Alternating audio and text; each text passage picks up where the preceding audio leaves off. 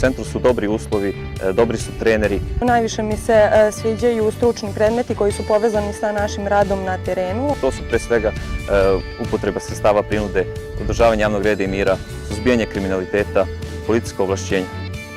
Želeo bih da pozovem sve one kojima je ovaj poziv u srcu da dođu, da se prijave, svi oni koji žele da služe Republici Srbiji, da se zajedno borimo protiv kriminaliteta kako bismo našu decu i našu zajednicu učinili bezbednijom.